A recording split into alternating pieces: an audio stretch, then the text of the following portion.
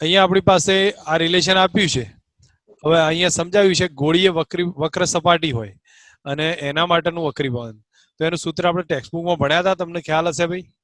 આ રીતની વક્ર સપાટી હોય તો -n1/u plus n2/v is equal to n2 - n1/r. આ વક્ર સપાટીનું સૂત્ર હતું. ચલો અહીંયા હું તમને ક્વેશ્ચન પછી બતાવું છું. પહેલા u વસ્તુ અંતર છે, v પ્રતિબિંબ અંતર છે, r વક્ર સપાટીની ત્રિજ્યા છે. તો અહીંયા આપણા માટે આ u થશે. અહીંયા સમજો સમથિંગ આની વક્રતા ત્રિજ્યા r છે, એ આ તરફ હશે અને આ પ્રતિબિંબ અંતર v છે. પ્લસ કે માઇનસ કયું હશે મને એટલું કહો. કઈ ડાયરેક્શન પ્લસ આવશે? આપણા માટે ઓબ્જેક્ટ અહીંયા છે તો રે આમ નીકળશે, આ ડાયરેક્શન પ્લસ હશે. તો u કેવો થાય? અહીંથી મેઝર કરો ને ધ્રુવ, માઇનસ. હવે v કેવો છે? અહીંથી આ તરફ જવું એટલે પ્લસ થશે. અને r ક્યાં થશે? ત્રિજ્યા આમ જશે ને, એટલા માટે એ પ્લસ હશે.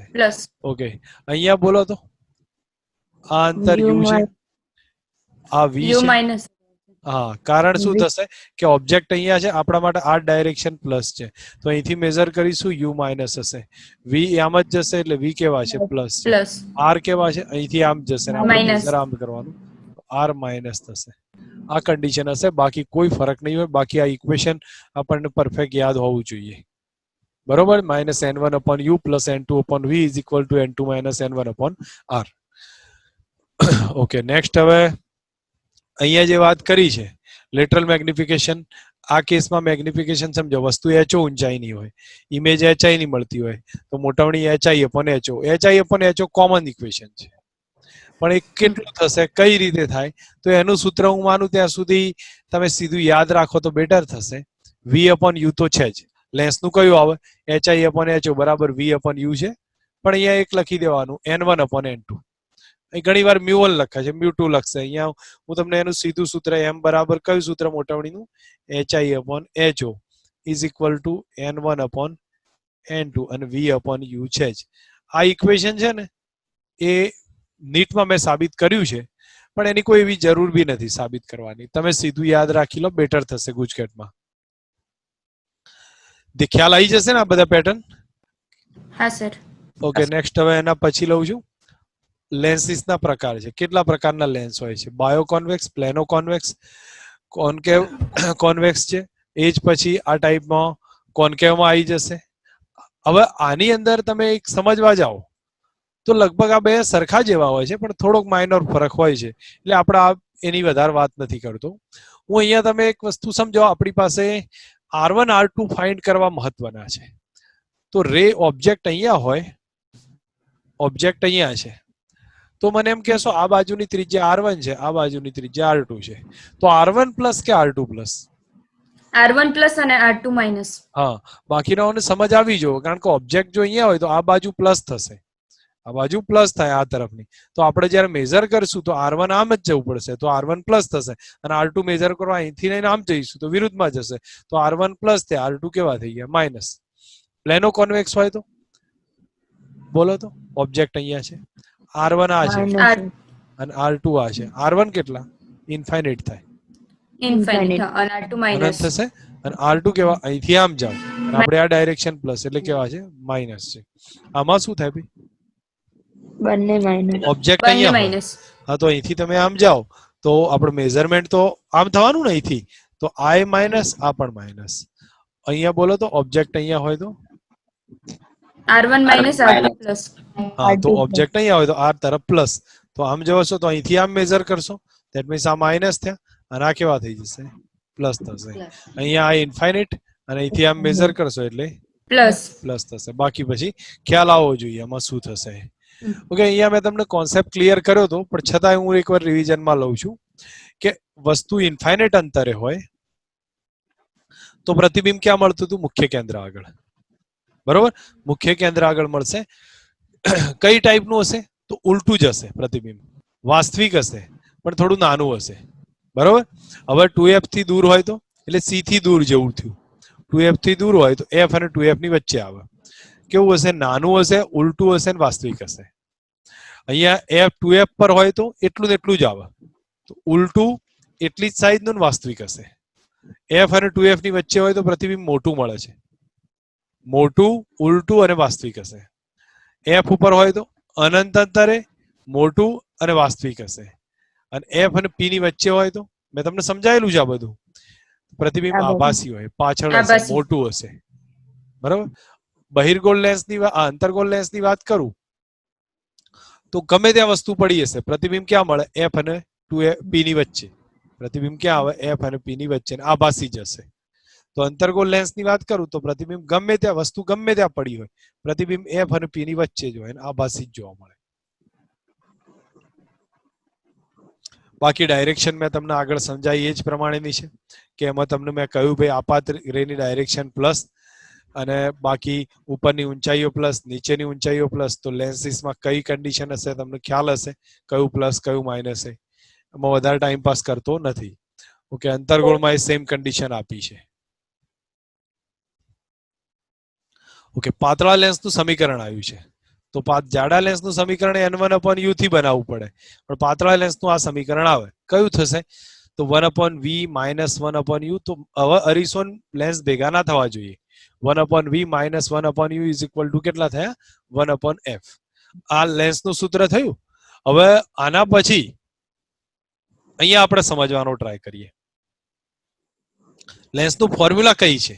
તો હું માનું ત્યાં સુધી કોમન ફોર્મ્યુલા આપણને યાદ હોવી જોઈએ. કોમન એટલે ડાયરેક્ટ લખેલું હોવું જોઈએ. જેમ કે હું માનું ત્યાં સુધી આ રીતે લખી દેવાનું કે 1/f બરાબર કેટલા? 1/v - 1/u.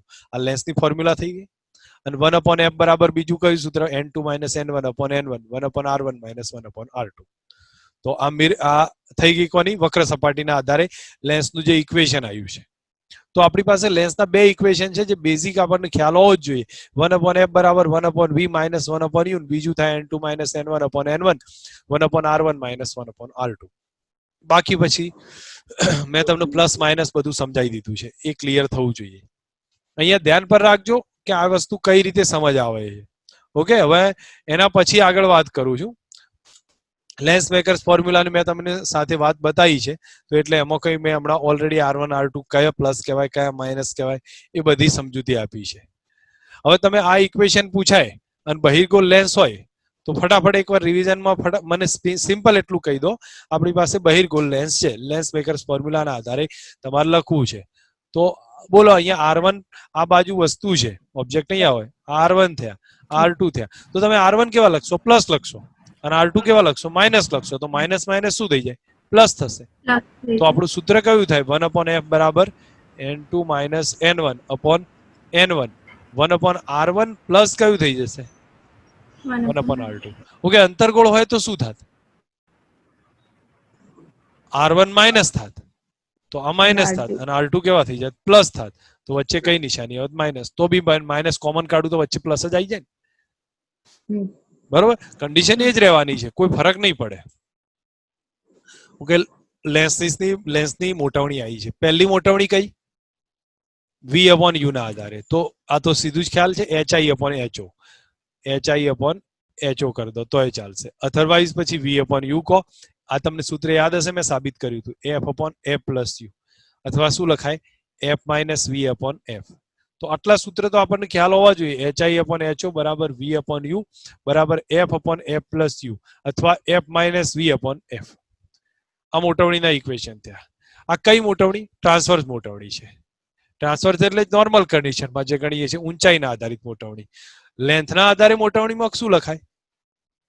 m બરાબર ડેલ્ટા x અથવા delta v upon delta u.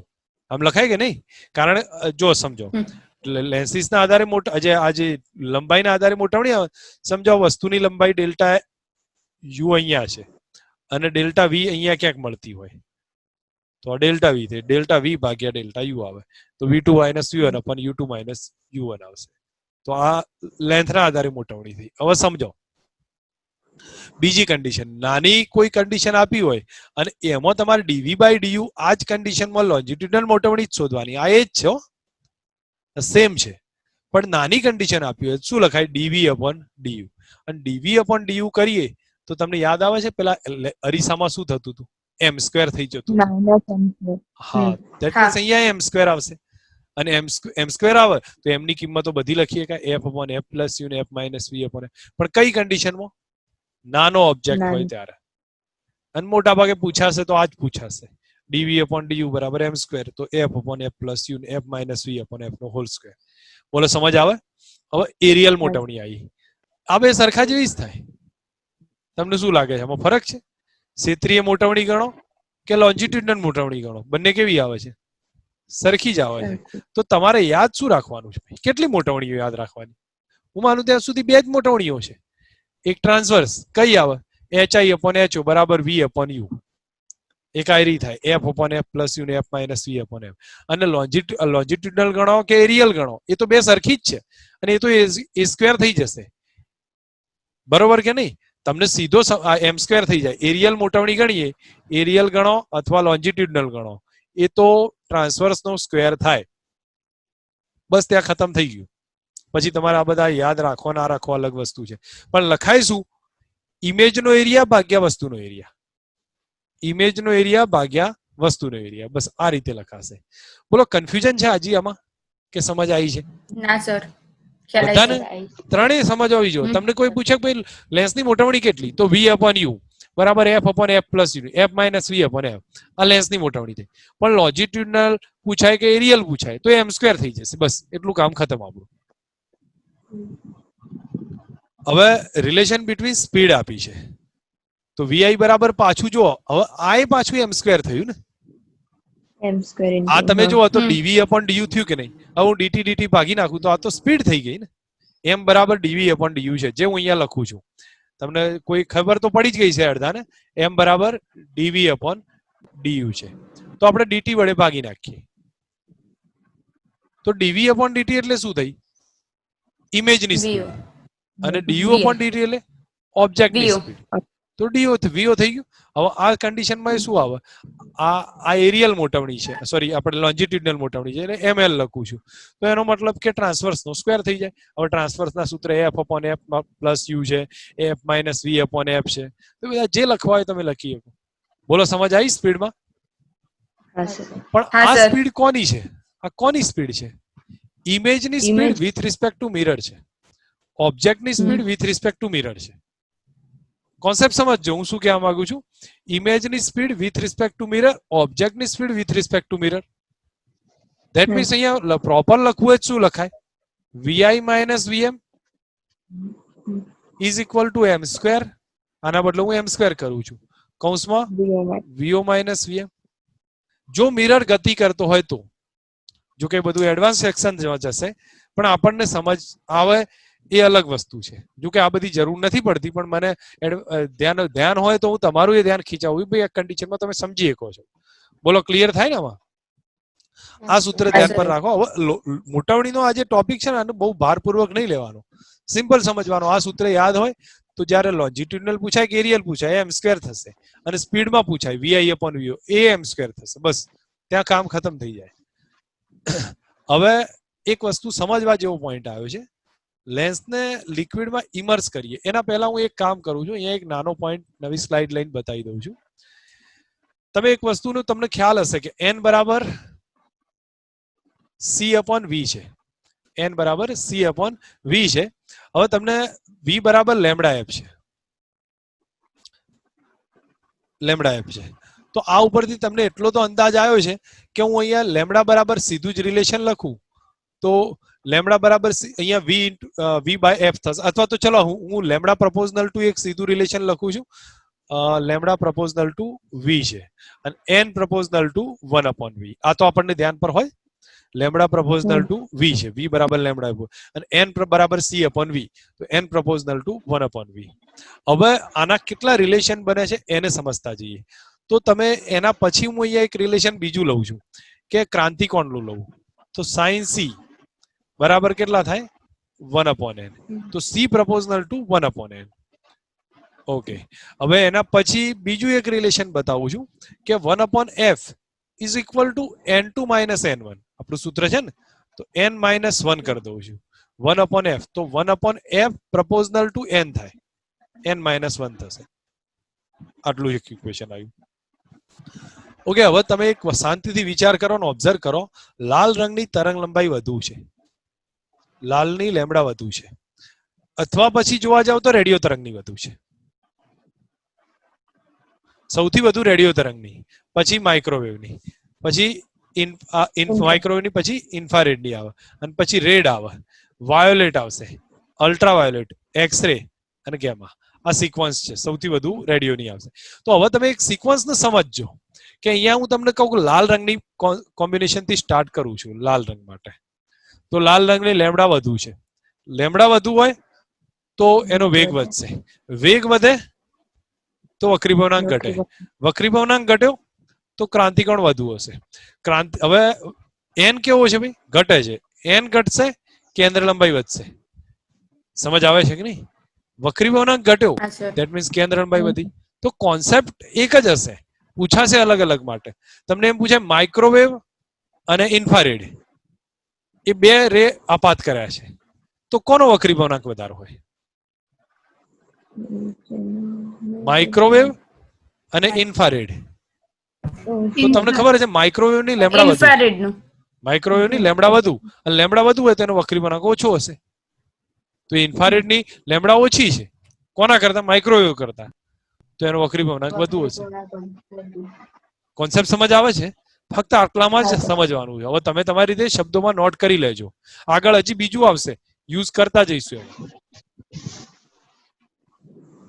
Okay, liquid ઇમર્ઝન ની વાત આવી છે. એમાં પણ હું આઈ થિંક પહેલા એક સ્લાઇડ લઈ લઉં છું અને પછી તમને બતાવું છું કે આપણું નોર્મલ ઇક્વેશન કયું છે ભાઈ. 1/f is equal to n2 minus n1 upon n1, 1/r1 minus 1/r2. આ છે ઇક્વેશન. હવે તમે એક કામ કરો, આમાં n1 વડે ભાગી નાખો તો 1/f બરાબર શું લખાય?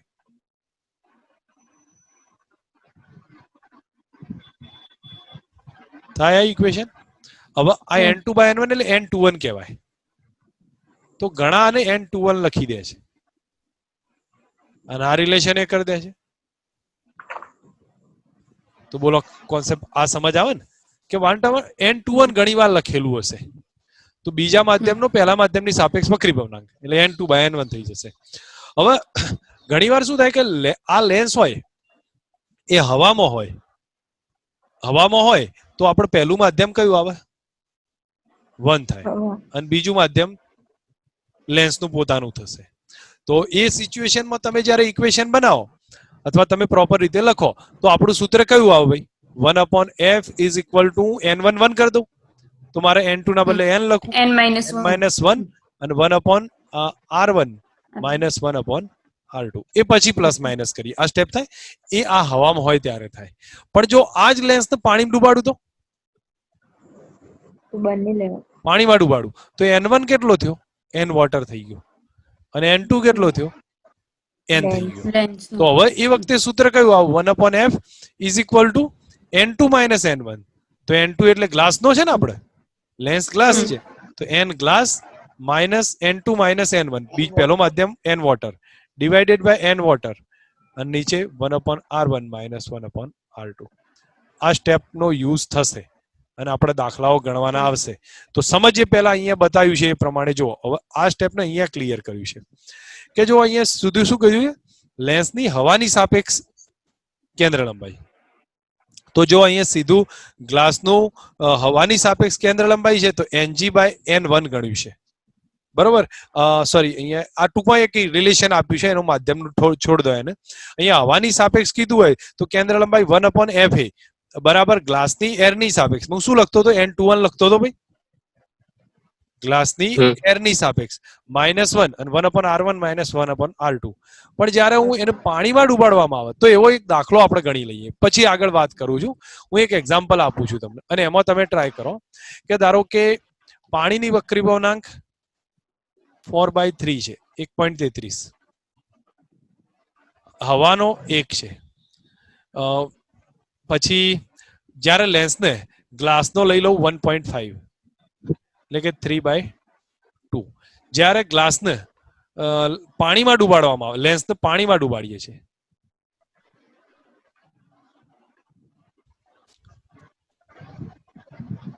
કેન્દ્ર લંબાઈ કેટલી?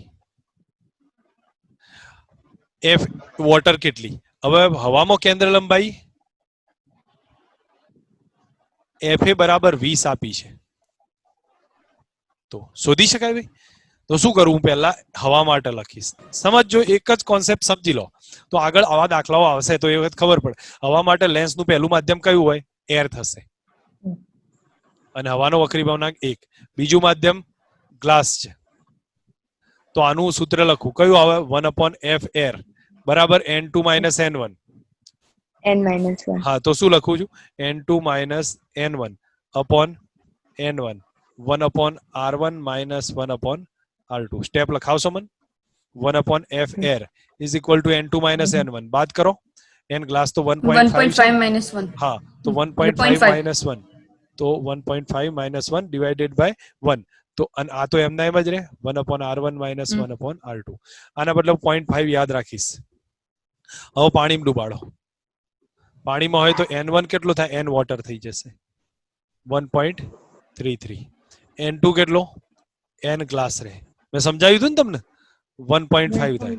હવે આ સિચ્યુએશનમાં હું 1/f વોટર લખું તો આ જ સૂત્ર રહેવાનું. તો n2 - n1, તો 1.5 - 1.33 ડિવાઇડેડ બાય 1.33. બાકી તો સ્ટેપ એના જ.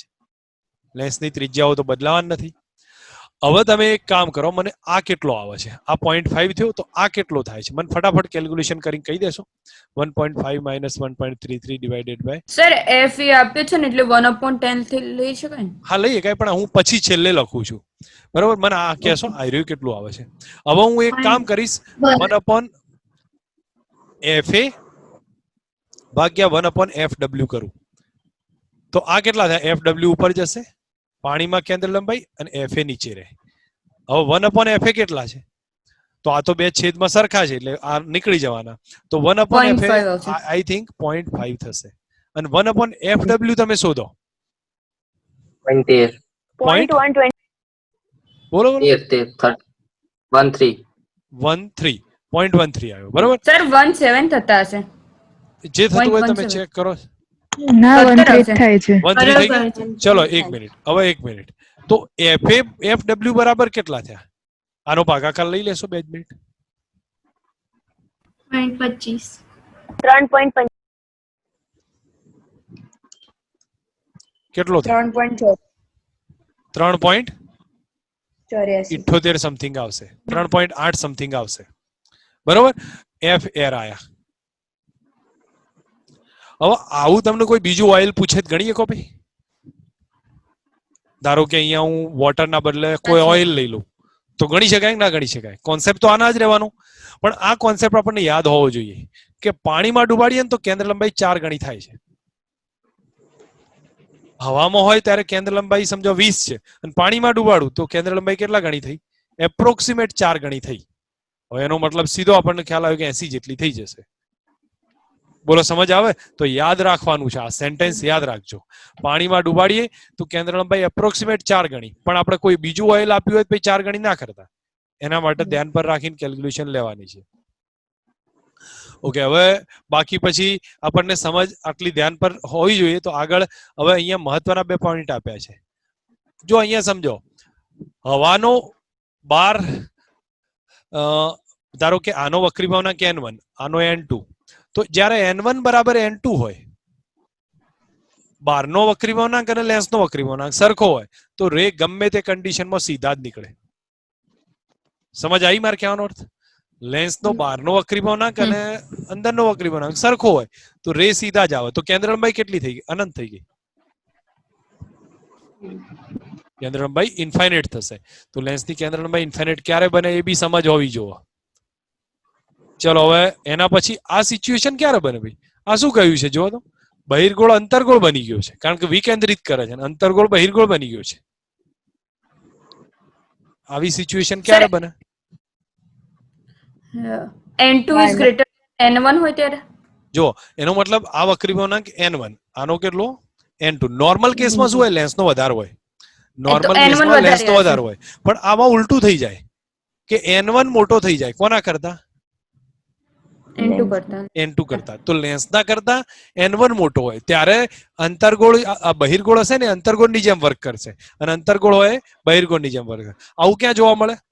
તો એક કોથળી લઈ લો, એક આવા આકારની કોથળી લઈ લો, એમાં હવા ભરી કાઢો અને પછી એને પાણીમાં ડૂબાડો,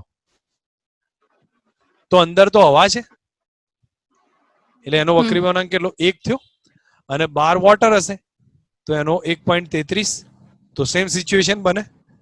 હવા ભરેલી કોથળી હોય અને પાણીમાં ડૂબાડવું, અંદરનો વક્રી વળાંક કેટલો થયો? 1 છે અને બહારનો વક્રી વળાંક 1.33.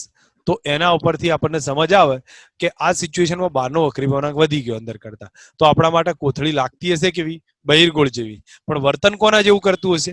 અંતર્ગોળ જેવું. અંતર્ગોળ જો. હા, તો એ સિચ્યુએશન ધ્યાન પર રાખવાનું છે કે આપણે આ કન્ડિશન જ્યારે પણ જોવા મળે ત્યારની સ્ટેજ છે. નેક્સ્ટ હવે આ એક પોઈન્ટ બહુ જ ઇમ્પોર્ટન્ટ છે. આઈ થિંક હું આ પહેલા પોઈન્ટને આપણે શું કહે સ્લાઇડમાં સમજીએ અને પછી બીજા ક્લિયર કરીએ છીએ.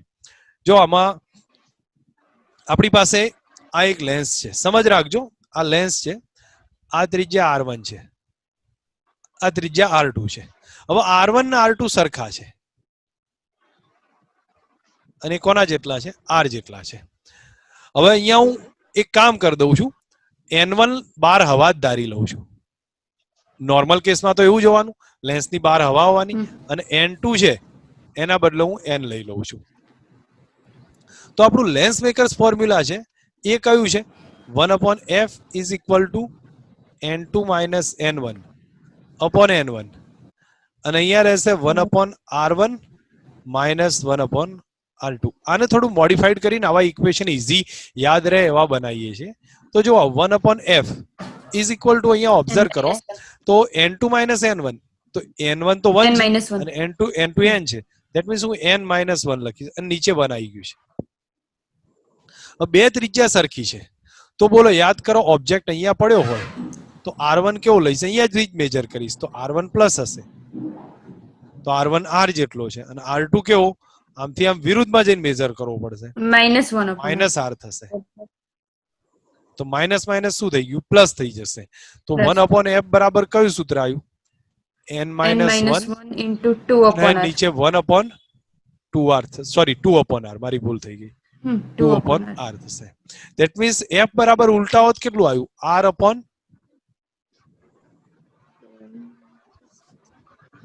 તો આ સૂત્ર આ લોકોએ સાબિત કરીને રાખ્યું છે. અને પછી એમને શું કર્યું છે? અલગ અલગ લેન્સીસ માટે આ સૂત્ર સાબિત કરીને બતાવવાનો ટ્રાય કર્યો. આપણે આના માટે તો કરી લીધું. ચલો હવે એક કામ કરીએ, સમતલ અંતર્ગોળ આપ્યો હોય, સમતલ બહિર્ગોળ આપ્યો હોય શું કરો? તો બોલો R1 કેટલા? શોર્ટ 0 થઈ જશે. R1 ઇન્ફાઇનાઇટ, બરોબર. અને R2 કેટલા? આમ મેજર કરું ને માઇનસ R, એથી મેજર કરું માઇનસ R. તો બોલો 1/f બરાબર કયું સૂત્ર આવે? n minus 1 તો રહેવાનું જ છે, અને 1/r1 infinite, minus minus plus થાય 1/r. તો f બરાબર કયા થયા ભાઈ? આ તો 0 થઈ જાય, r upon n -1. ઓકે. તો હવે તમને સમજ આવી જુઓ કે એકલો બહિર્ગોળ આપ્યો હોય અને બાર હવા હોય તો કેન્દ્ર લંબાઈ કેટલી થાય? r/2n - 1. અને સમતલ બહિર્ગોળ આપ્યો હોય તો r upon કેટલા? n - 1. ઓકે, હવે હું ક્વેશ્ચન ને રિવાઇઝ કરું છું. અને અહીંયા ધારો કે સમતલ બહિર્ગોળ આપ્યો છે, સોરી સમતલ અંતર્ગોળ આપ્યો છે. એક કામ કરીએ, પહેલા દ્વિ અંતર્ગોળ લઈ લઈએ છીએ. તો આની કેન્દ્ર લંબાઈ કેટલી થાય ભાઈ? r/2n - 1, પણ આગળ માઇનસ આવે. હું સમજાવું છું. અને સમતલ અંતર્ગોળ આપ્યો હોય આવો તો આની કેટલી થાય કેન્દ્ર લંબાઈ? r/n - 1, પણ આગળ કેવી? માઇનસ. કોના જેવું થયું? આના જેવું જ થયું. જો દ્વિબહિર્ગોળ હતો તો કયું આવ્યું? r/2n - 1. તો આપણે દ્વિ અંતર્ગોળ હતો તો કયું લખ્યું? r/2n - 1, પણ કઈ કરી? માઇનસ નિશાની. અને સમતલ બહિર્ગોળ હતો તો r/n - 1. તો આમાં સમતલ અંતર્ગોળ થયો તો કયો થયો? r/n - 1, પણ નિશાની કઈ? માઇનસ. તમારે સાબિત કરવું હોય તો કરી જોજો, આજ આવશે. કોઈ વધારે મથવાની જરૂર નથી. તો હવે જો તમારે આ યાદ રાખવું હોય તો યાદ રાખી લો, અથવા સમજના આધારે ધ્યાન રાખો, સમજના આધારે r/2n-1 અને અહીંયા કેટલો કીધો છે r/n-1. સેમ સિચ્યુએશનમાં અહીંયા બતાવ્યું છે, અંતર્ગોળ હોય તો માઇનસ કરી નાખ્યું છે, અને અહીંયા સેમ કન્ડિશન. અહીંયા ભૂલ છે, ભૂલ ક્યાં છે ભાઈ? પહેલા બીજામાંથી ક્યાં ભૂલ છે બોલો તો? સર બીજામાં 2 ના આવે ને? હા, હા, બીજામાં 2 ખાલી n-1 આવશે. Good. Clear ને? તો બસ એ મિસ્ટેક સમજી લો, ક્લિયર થવું જોઈએ. હવે નેક્સ્ટ એના પછી આપ્યું છે ડિસ્પ્લેસમેન્ટ મેથડ છે ને, એ હું થોડુંક પછી લઉં છું, મારે એને ડિટેલમાં સમજાવવી પડશે ડિસ્પ્લેસમેન્ટ મેથડની, એટલે હું એને અત્યારે હાલ લેતો નથી અને એને ડિટેલમાં બતાવીશ. નેક્સ્ટ લેક્ચર એક લઈશ તો એમાં ડિસ્પ્લેસમેન્ટ મેથડ ક્લિયર કરી દઈશ. હવે અત્યારે હાલ આપણી પાસે આ કોમ્બિનેશન એક મહત્વનું છે, લેન્સ ને અરીસાનું એક કોમ્બિનેશન. હવે લેન્સ અરીસાનું જ્યાં પણ કોમ્બિનેશન તમને પૂછાય તો આ કન્ડિશન એક સમજવી જરૂરી છે, ક્યાં કઈ રીતનું કોમ્બિનેશન આવશે. તો હું તમને એક બીજા હિન્ટમાં બતાવું છું. વાસ્તવમાં અહીંયા માઇનસના બદલે એક થોડું લખવામાં ભૂલ છે, એક પ્લસ આવશે. તો કઈ રીતે થશે જો, હવે તમે આવી જ્યારે એક લેન્સ આપ્યો છે બહિર્ગોળ, બીજો બહિર્ગોળ અરીસો છે, આનું કોમ્બિનેશન આપ્યું હોય તો લેન્સ અહીંથી પહેલા તો પ્રકાશ અહીંથી એન્ટર થયો, જેવો એન્ટર થાય એટલે પહેલો શેમાંથી પસાર થયો? લેન્સમાંથી પસાર લેન્સ. થયો. પછી ક્યાં જશે? મિરર પાસે. મિરર થી એ પરાવર્તન કરશે, ફરી પાછો ક્યાં આવશે? લેન્સમાં આવે, અને પછી ક્યાં જશે? આગળ જાય. ધેટ મીન્સ હવે મને કહેશો પહેલું વક્રીભવન ક્યાં થયું? લેન્સમાં થયું. લેન્સ. બીજું પરાવર્તન ક્યાં થયું? મિરરમાં થયું. Sorry. અને ત્રીજું વક્રીભવન પાછું ક્યાંથી થયું? લેન્સમાંથી થયું. લેન્સમાં. જો પહેલું લેન્સમાંથી ગયો, પછી મિરરમાંથી પરાવર્તન કર્યો, અને ફરી પાછો ક્યાંથી આવ્યો? લેન્સમાંથી આવ્યો.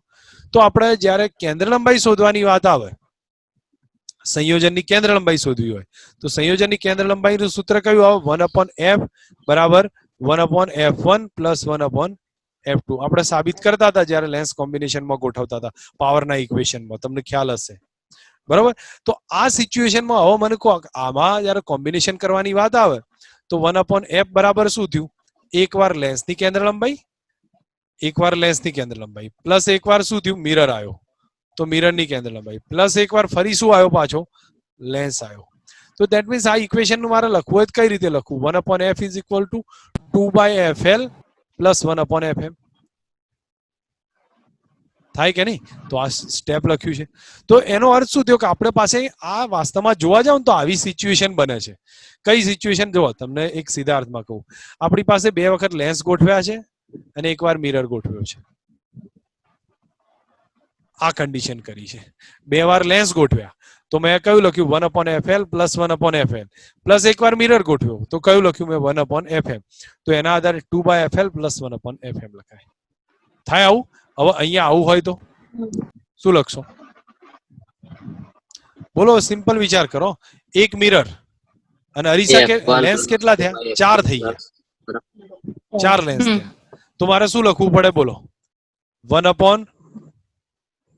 બરાબર 1/fm તો પહેલો લખી જ કાઢું છું, પ્લસ 1/f1 પ્લસ 1/f1, કારણ કે અહીંથી જશે ખરો ને આવશે ખરો, પ્લસ 1/f2 પ્લસ 1/f2. આવું વ્યાપક લખવું હોય શું લખાય? 1/fm માઇનસ નહીં આવે, પ્લસ આવશે. 2/1/f1 પ્લસ 1/f2 થાય. સેમ સિચ્યુએશન અહીંયા પણ આવશે. અનંત જોડ્યા હોય તો આ કન્ડિશન આવે. તો મે બી આપણે તો બે લેન્સ થી કામ પતશે, પણ ધ્યાન પર હોવું જરૂરી છે આ કન્ડિશન. હવે અહીંયા જે બતાવ્યું છે કે અહીંયા સિમ્પલ સેન્ટેન્સીસમાં વાત કરી છે, પણ કોઈ એવી વધારે જરૂર નહીં પડે આની, એટલે હું અત્યારે હાલ એવોઇડ કરું. આ મેં તમને ક્યાં લીધું છે? જે આપણે છેલ્લે વાત કરું છું, છેલ્લે આ પોઈન્ટની વાત કરું છું, ડિસ્પ્લેસમેન્ટ મેથડની. D4F કરતા વધુ હોય ત્યારે. અત્યારે હાલ એની ચર્ચા નહીં કરતો.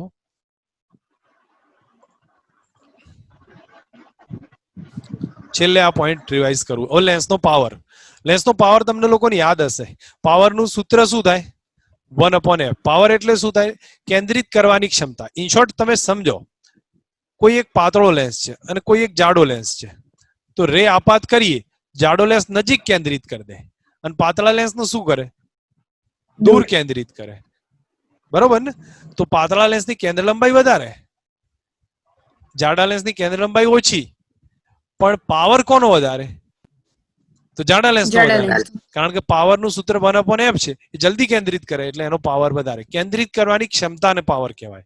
તો નજીક કેન્દ્રિત કરે ને એટલે એની કેન્દ્ર લંબાઈ ઓછી થશે પણ પાવર વધી જશે. પાવર બહિર્ગોળ લેન્સમાં કેન્દ્ર લંબાઈ ધન, તો પાવર એ કેવું ધન. હવે એ મારથી રહી ગયું છે આગળ.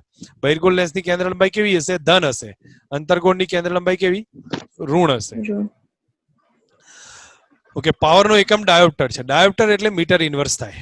ડાયોપ્ટર નો મતલબ શું થશે? મીટર ઇન્વર્સ થશે. આ બધું સામાન્ય સેન્ટેન્સીસ યાદ રાખવાના છે. હવે તમને આ ટેક્સ્ટ બુકમાં આપણે ભણ્યા હતા અને હમણાં મેં વાતે કરી કે 1/f બરાબર કયું થાય? ઘણા બધા લેન્સ જોડેલા હોય તો 1/f1, 1/f2 અપ ટુ ક્યાં સુધી આવે? 1/fn. અને એમનો પાવર કેટલો? તો 1/f1 એટલે.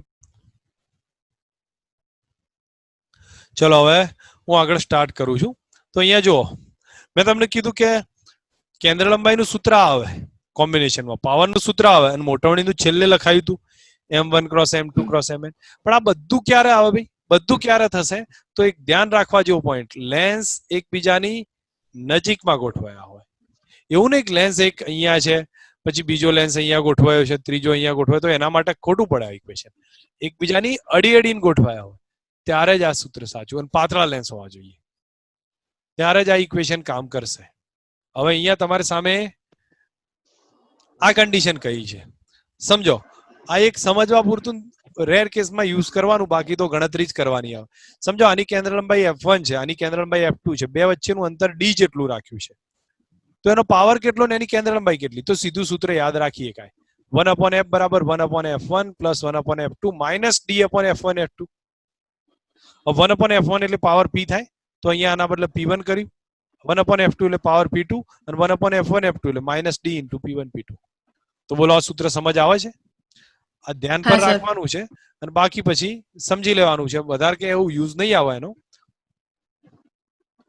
ઓકે, અહીંયા આ ટોપિક હવે ક્લિયર કરું છું. જો લેન્સને આમ આડા કાપીએ ને, આ રીતે કાપવામાં આવે, લેન્સ પાતળો થાય કે નહીં? લેન્સ કાપીએ લેન્સ પાતળો થઈ જાય. પાતળો થાય ને તો એનો અર્થ સમજો, લેન્સ જાડો હોય તો જલ્દી કેન્દ્રિત કરતો હોય અને પાતળો હોય તો દૂર કેન્દ્રિત કરશે. તો એનો મતલબ થયો કે લેન્સને આ રીતે કાપીએ તો કેન્દ્ર લંબાઈ ડબલ થાય છે પણ પાવર કેવો થાય? અડધો થાય. એનો મતલબ થયો કે સમજો આ લેન્સ હતો એ અહીંયા કેન્દ્રિત કરતો હતો, પણ જ્યારે મેં એને અડધો કાપી નાખ્યો તો એ જ લેન્સ દૂર કેન્દ્રિત કરતો થયો. તો પહેલા એની કેન્દ્ર લંબાઈ આટલી હતી, પછી એની કેન્દ્ર લંબાઈ 2f થઈ ગઈ. તો એનો મતલબ કેન્દ્ર લંબાઈ ડબલ થઈ પણ પાવર કેવો થઈ ગયો? અડધો થઈ ગયો. પાવર અડધો થશે. લેન્સને આ રીતે કાપવું તો તમે ઓબ્ઝર્વ કરો, સિમ્પલ છે. જાડાઈ એટલી ને એટલી જ રહી તો ના કેન્દ્ર લંબાઈ બદલાઈ ના પાવર બદલાયો. આ રીતે કાપી નાખીએ તો ના કેન્દ્ર લંબાઈ બદલાય ના પાવર બદલાય, પણ તીવ્રતા અડધી થશે. તીવ્રતા કેવી થઈ જાય છે? અડધી થશે. આમાં તીવ્રતા અચળ રહેશે. ઓકે, હવે તમે એક વસ્તુને સમજ રાખો. લેન્સને આવી રીતે કાપ્યો છે અને આવી રીતે ગોઠવી કાઢો લો, આ ટાઈપે ગોઠવો તો એ કેન્દ્ર લંબાઈ કેવી રહે છે? અચળ રહે. અથવા આ પ્રમાણે ગોઠવી કાઢો તો એ કેન્દ્ર લંબાઈ કેવી રહેશે?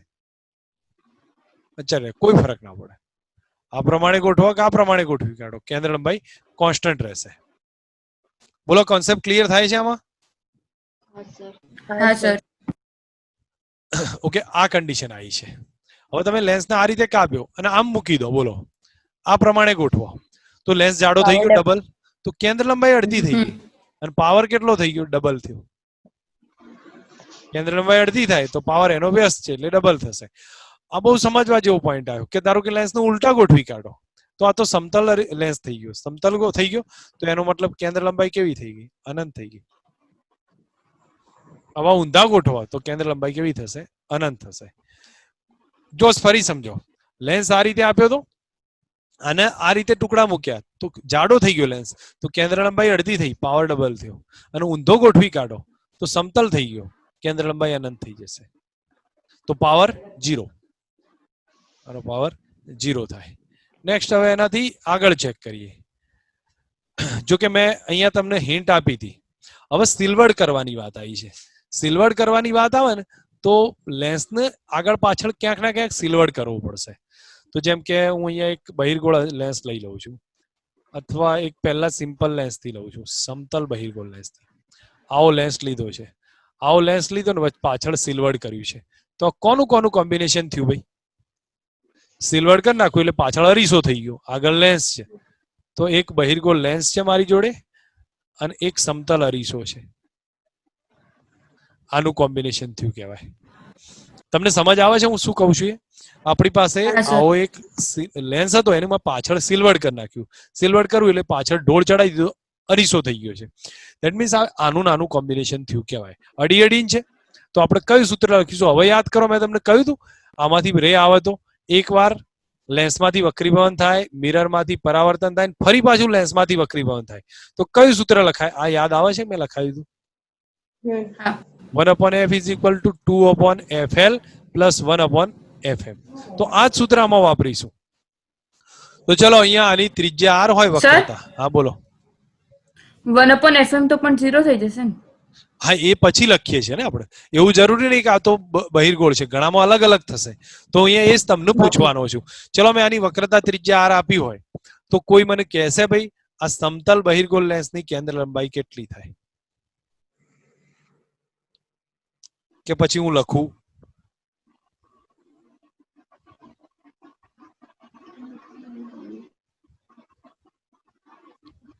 યાદ આવે છે?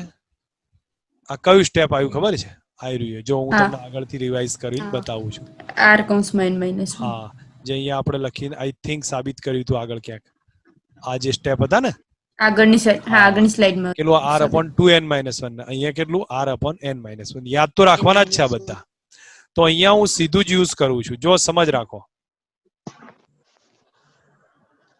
હા, તો આની કેન્દ્ર લંબાઈ કેટલી? r/n-1. હવે આ તો સમતલ અરીસો થઈ ગયો, તો આની કેન્દ્ર લંબાઈ કેટલી મિરરની? ઇન્ફાઇનાઇટ, સોરી મારી ભૂલ છે, ઇન્ફાઇનાઇટ. ઇન્ફાઇનાઇટ. આ લેન્સની આટલી થઈ.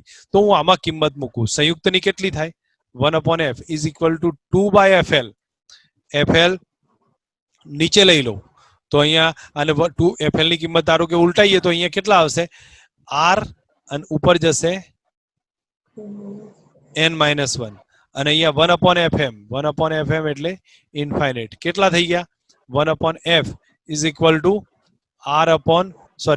ઉલટાઈ દઉં છું તો f બરાબર કેટલા આયા? r/2 into 2n-1.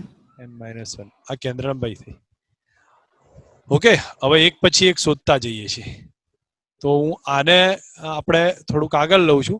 સમતલ બહિર્ગોળનું સમતલ આપણે કોનું શોધ્યું ભાઈ? મેં શોધાવડાવ્યું તમને કોનું? આ બાજુ ઢોળ સમતલ ચડાવ્યો. અરીસોન ભાઈ. હા, બહિર્ગોળ હતો પણ આ બાજુ ઢોળ ચડાવ્યો. હવે આ બાજુ ચડાવી દો તો આપણે શોધવું પડશે. ચલો આનો આ બેનું કોમ્બિનેશન થયું કે નહીં? આનું નાનું કોમ્બિનેશન થયું. તો આની કેન્દ્ર લંબાઈ કેટલી? r/n-1. હવે આની ત્રિજ્યા r હોય તો આની કેન્દ્ર લંબાઈ કેટલી મિરરની? બોલો બોલો. r/2. હા, -r/2. કેટલા? -r/2. કારણ કે કયો અરીસો થયો? અંતર્ગોળ. તો -r/2. આની કેટલી? બહિર્ગોળની પ્લસ fl પ્લસ r/n. તો હવે કિંમત મૂકવાનું ગણીએ આપણે. તો 1/f is equal to કયું સૂત્ર? 2/fl plus 1/fm. કિંમત મૂકીએ, ફક્ત કિંમત જ મૂકવી, ઘણું બધું છેલ્લે પછી કરીશું. 2/fl તો 2, fl ની કિંમત r, ઉપર કેટલા જાય? n-1. મિરરની કેટલી? તો 1/fm છે તો અહીંયા r/2 તો -2 કેટલા આવે? r થશે. તો હવે તમે સાદુરૂપ આપો આનું. સાદુરૂપ આપશો તો કેટલું થશે? 2n - 2 અને -2 2n - 2 ડિવાઇડેડ બાય કેટલા? r. તો 1/f થયું. તો f બરાબર કેટલા આયા? r/2n થયા. સમજ આવી? r/2n થઈ ગયા. તો આ એની કેન્દ્ર લંબાઈ આવી. હવે આ અરીસો બને કે ભાઈ લેન્સ બને? આ શું બન્યું? અરીસો બન્યો. પણ કયો અરીસો આવ્યો? પ્લસ ત્રિજ્યા વાળો બહિર્ગોળ અરીસો થઈ. પ્લસ ત્રિજ્યા વાળો, તો દેટ મીન્સ બહિર્ગોળ થયો. આ એક કન્ડિશન આવી. હવે તમે મને આ શોધી આપ્યું હતું ને, મેં આઈ થિંક આ ટ્રાય કર્યો હતો આપણે. હા, આનો ટ્રાય કરી આલો અને જવાબ આવવો જોઈએ. તો શું કરું હું? ફટાફટ મને જ કહો તો હું ગણતો જઉં. અહીંયા fm કેટલા?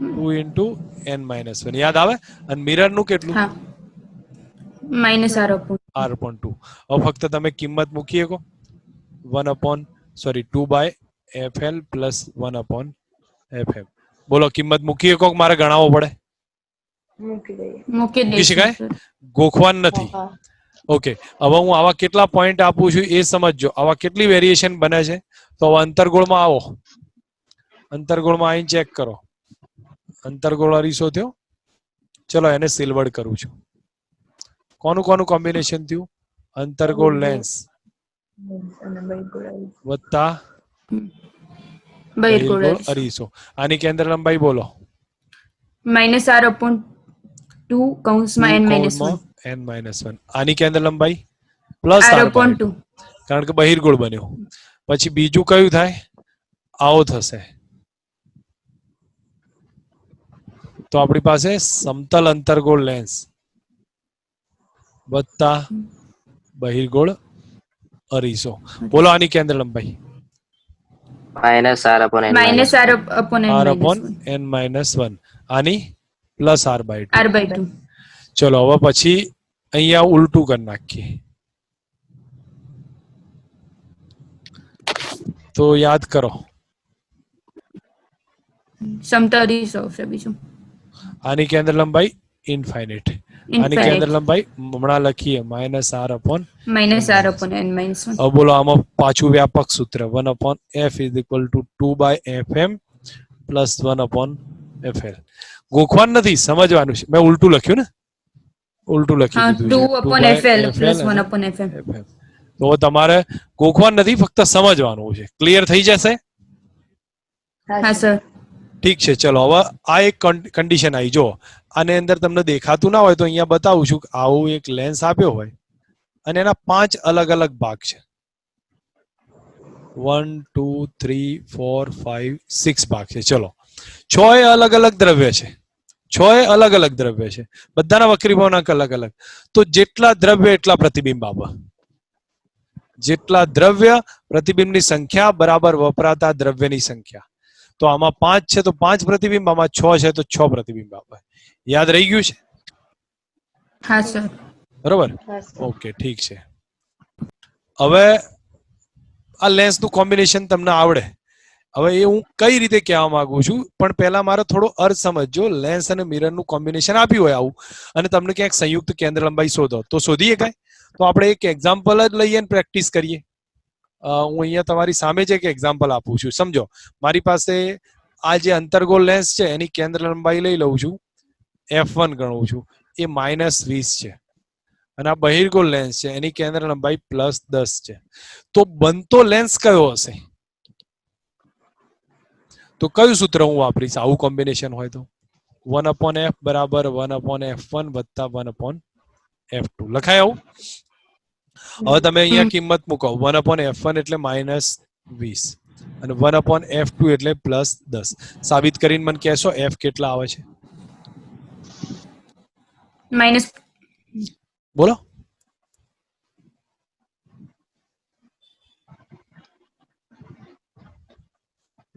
કેમ આટલી બધી વાર કરો છો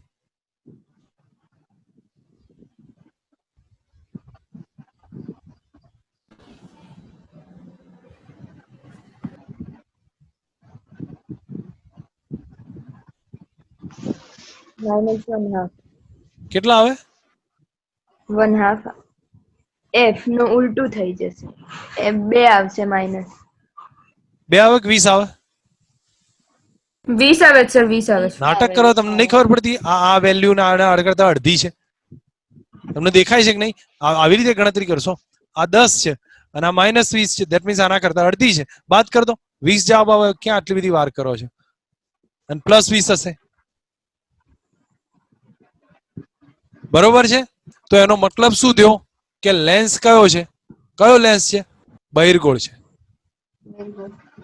તો આ કોમ્બિનેશન થઈને આનો સમતુલ્ય લેન્સ બનાવું ને તો એ કયો આવે બહિર્ગોળ લેન્સ આવે એનો બહિર્ગોળ લેન્સ બનશે તો આવી સેન્ટેન્સની સમજ આવી જુઓ તમને હવે હું અહીંયા એક તમને બીજા સેન્ટેન્સમાં કહું છું ધારો કે એક સમજવાનો એક ઇમ્પોર્ટન્ટ ટોપિક ક્લિયર કરું છું કે ધારો કે આપણી પાસે એક લેન્સ અહીંયા આપ્યો છે એક લેન્સ અહીંયા છે, બીજો એક અંતર્ગોળ લેન્સ મૂકું છું અને એક બહિર્ગોળ લેન્સ અહીંયા છે.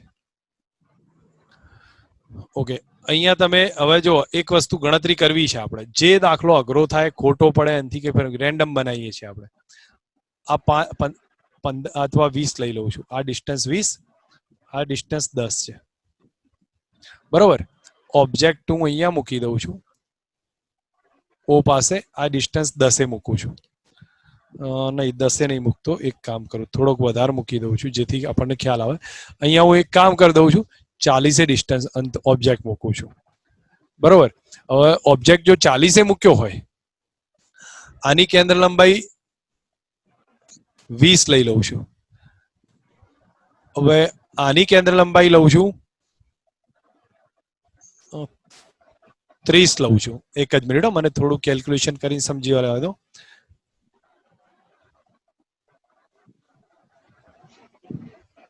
વીસ જ લઉં છું અને બરાબર આની કેન્દ્ર લંબાઈ મેં 20 લીધી છે, પણ આ -20 હશે. -20 છે. હવે આની કેન્દ્ર લંબાઈ ધારીએ છીએ આપણે, ચલો ને 30 ધારી લીધી છે. ફાઇનલ પ્રતિબિંબ ક્યાં આવે? એક સમજવા જેવો દાખલો રેન્ડમ લઉં છું. કેલ્ક્યુલેશન સમજતા જજો, ખબર પડતી જશે કે એમાં અઘરું નથી, પણ આપણને આઈડિયા આવતો જશે. પહેલા તમારા આ લેન્સના કેલ્ક્યુલેશન થી સ્ટાર્ટ કરો. હવે આ લેન્સની કેન્દ્ર લંબાઈ +20 છે, આની +30 છે, આની -20 છે. આ બે વચ્ચેનું ડિસ્ટન્સ આપ્યું છે. ઓબ્જેક્ટ 40 પડ્યું છે. પહેલા લેન્સનું પ્રતિબિંબ ક્યાં આવે ભાઈ?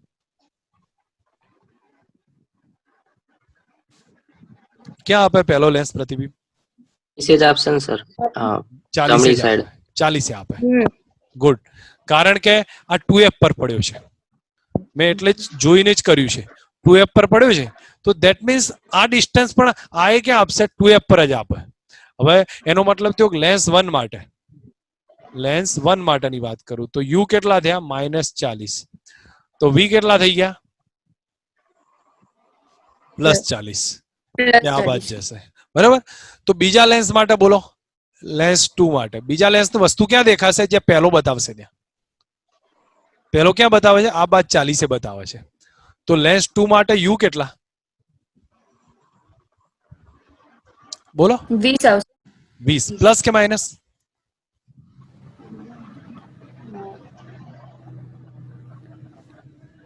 -20. આ પાત્રે આમ જાય છે, આ પાત્રે આમ જાય છે, તો આપણા માટે એ ડાયરેક્શન પ્લસ છે. હવે હું તમને કહું છું એ સમજો. તો પ્લસ આવશે. હા, તો હવે તમે અહીંયાથી આ 40 થયું, અહીંયા ક્યાંક આવ્યું છે, તો પહેલા એ પ્રતિબિંબ અહીંયા 40 બતાવ્યું. હવે મારે અહીંથી મેઝર કરવાનું છે, તો અહીંથી આમ જવાનું છે ભાઈ, અને મારું આ પાત્રે તો આમ જ જાય છે. તો મારા માટે u બરાબર કેટલા થયા? 20 થઈ ગયા, +20. હવે u +20 આયા, કેન્દ્ર લંબાઈ કેટલી છે? -20. તો પછી તમે પેલું શોધી કાઢો આના માટેનું v1. તો 1/f = 1/v - 1/u. 1/f ની કિંમત લખો, અથવા v શોધવો છે તો v બરાબર, ચલો કિંમત જ લખી દઉં છું, -20. અને અહીંયા 1/v, અને અહીંયા થઈ જશે માઇનસ પ્લસ થાય 1/20. સોરી, આ માઇનસ જ રહેશે. અને આ બાદ જાય તો v કેટલા આવે છે? 10 આવે. -10 આવે ને? -10. હા, હવે -10 આવે. બોલો પ્રતિબિંબ ક્યાં આપે છે? બીજો લેન્સ આ બાજ આપે છે, એ તરફ. કારણ કે લેન્સ આમ પ્લસ છે, તો આ ડાયરેક્શનમાં આપશે. અને કેટલું આપ્યું? 10. હા, 10 આપ્યું. હવે તમે ત્રીજા લેન્સ માટે બોલો. 20 આવશે. વસ્તુની પાછળ આવશે પ્રતિબિંબ. હા, પ્રતિબિંબ વસ્તુની પાછળ આવશે ત્રીજા લેન્સ વડે. હા, એ જોઈએ. આપણને કઈ ખબર નહીં ક્યાં પડે છે. મેં તો રેન્ડમ બનાવ્યો ને દાખલો, તે ગણ્યો તને અંદાજ આવી જશે. હવે આપણે ગણીએ અત્યારે તો u કેટલા? 10 + 10. -20. હા, -20. કારણ કે આપણે આ ડાયરેક્શન પ્લસ જઈએ છીએ આમ, -20. અને f કેટલા એના? 30. તો v કેટલા? 1/f = 1/v - 1/u. તો 1/f એટલે 30 થયા. 1/v શોધવા છે, અને માઇનસ પ્લસ થઈ જશે. 1/20 થયા, તો v આવશે. જે આવે એ જવાબ કેટલો થાય?